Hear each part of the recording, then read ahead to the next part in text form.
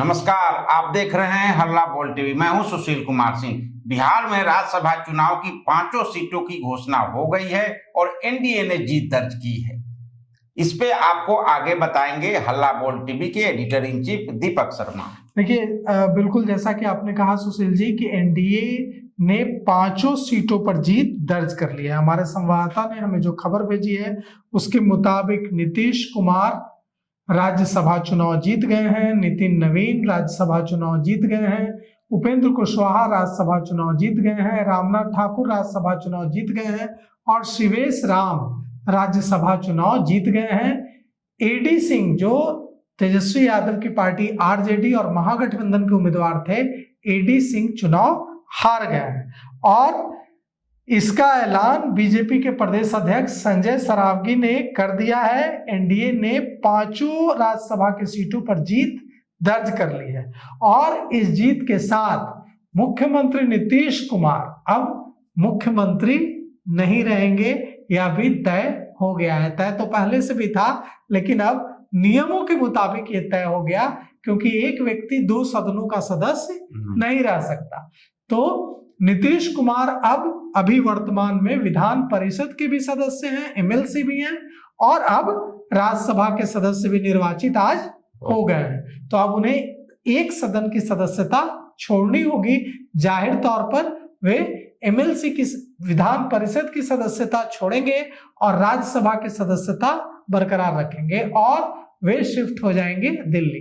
कहा जा रहा है कि उन्हें केंद्र में मंत्री भी बनाया जा सकता है या यह भी हो सकता है कि उन्हें एनडीए का संयोजक बनाया जाए, कन्वीनर बनाया जाए, क्योंकि एनडीए में की जो सरकार चल रही है अभी नरेंद्र मोदी सरकार, उसमें कन्वीनर संयोजक कोई नहीं है। तो यह भी हो सकता है कि नीतीश कुमार को कन्वीनर बनाया जाए, यह भी हो सकता है कि उन्हें मंत्रिमंडल में कैबिनेट मंत्री बनाया जाए। लेकिन कुल मिलाकर यह है कि नितिन नवीन जो भारतीय जनता पार्टी के राष्ट्रीय अध्यक्ष हैं, वे भी अब राज्यसभा सांसद हो गए हैं। तो वे भी अपनी सदस्यता बांकीपुर विधानसभा से निर्वाचित हुए थे, बांकीपुर विधानसभा से विधायक थे, तो वे भी अपनी सीट छोड़ेंगे और मतलब एमएलसी नीतीश कुमार की एमएलसी की सीट पर भी चुनाव होगा और नितिन नवीन की बांकीपुर जो विधानसभा सीट है उस पर भी बाईपोल उपचुनाव होना तय है। वहां बांकीपुर सीट पर उपचुनाव होगा तो भारतीय जनता पार्टी जिसे कैंडिडेट बनाएगी तो बनाएगी, लेकिन अभी जो कहा जा रहा है कि एमएलसी की जो सीट खाली होगी, वो जो सीट है उस सीट पर निशांत कुमार का चुना जाना तय है। निशांत कुमार उस सीट पर चुने जाएंगे और वे डेप्यूटी सीएम बनेंगे। उनका अभी विधानसभा चुनाव लड़ने का कोई इरादा नहीं है। तो चुनाव परिणाम सामने आ गया है और एनडीए ने बिहार की सभी 5 राज्यसभा सीटों पर जीत दर्ज कर ली है।